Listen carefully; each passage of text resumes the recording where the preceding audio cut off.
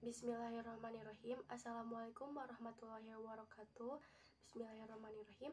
Innal hamdalillah nahmaduhu wa nasta'inuhu wa nastaghfiruh wa na'udzubillahi min syururi anfusina wa min sayyiati a'malina may yahdihillahu fala mudhillalah wa may yudhlil fala hadiyalah. Amma ba'du. Sebelumnya perkenalkan, nama saya Cindy Novitasari dari kelas Farmasi C angkatan 2020.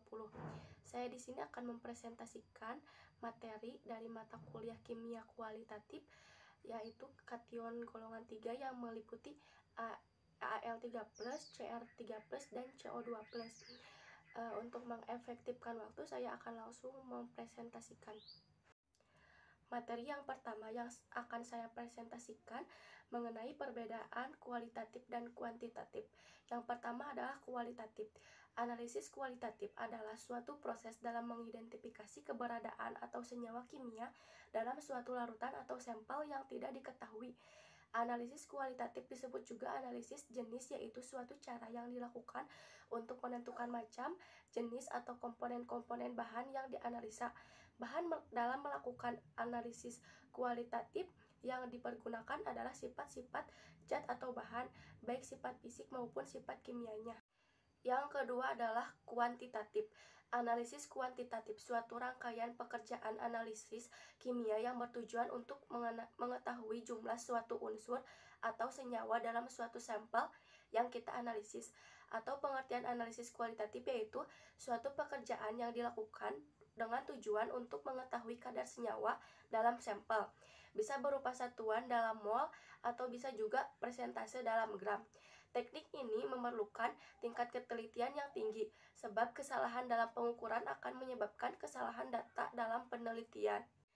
Dan materi yang kedua yang saya akan presentasikan mengenai teori dasar kimia kualitatif.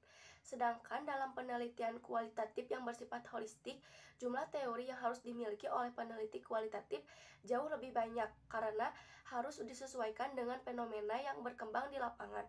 Peneliti kualitatif akan lebih profesional kalau menguasai semua teori, sehingga wawasannya akan menjadi lebih luas dan dapat menjadi instrumen penelitian yang baik. Teori bagi peneliti kualitatif akan berfungsi sebagai bekal untuk memahami konteks sosial secara lebih luas dan mendalam. Dan materi yang ketiga yang saya akan presentasikan mengenai prinsip analisis kation. Prinsip pokok teknik analisa kualitatif ialah mengolah dan menganalisa data-data yang terkumpul menjadi data yang sistematik, teratur, terstruktur, dan mempunyai makna. Prosedur analisa data kualitatif dibagi menjadi 4 langkah, yaitu yang ke-1 membuat kategori, yang kedua menguji hipotesa, yang ketiga mencari eksplanasi alternatif data, dan yang keempat menulis laporan.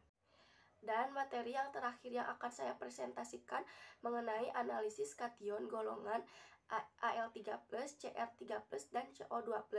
Yang pertama adalah Al3+. Aluminium adalah logam putih yang liat dan dapat ditempa. Bubuknya berwarna abu-abu. Aluminium melebur pada suhu 659 derajat Celcius. Ion-ion aluminium membentuk garam-garam yang tak berwarna dengan anion-anion yang tak berwarna. Reaksi-reaksi ion aluminium adalah yang ke-1 dengan menggunakan larutan amonium menjadi endapan putih seperti gelatin, yaitu aluminium hidroksida. Yang kedua dengan larutan natrium hidroksida terjadi endapan putih yang menjadi aluminium hidroksida. Dan yang ketiga dengan larutan amonium sulfida menjadi endapan putih dari aluminium hidroksida. Dan yang keempat dengan larutan natrium asetat tak diperoleh endapan dalam larutan netral dingin, tetapi dengan meninggikan reagensia berlebih terbentuk endapan dari aluminium asetat basa. Dan yang kedua adalah Cr3+. Kromium adalah logam kristalin yang putih, tak begitu liat dan tak dapat ditempa. Melebur pada suhu 1765 derajat Celcius, logam ini larut dalam asam klorida encer atau pekat.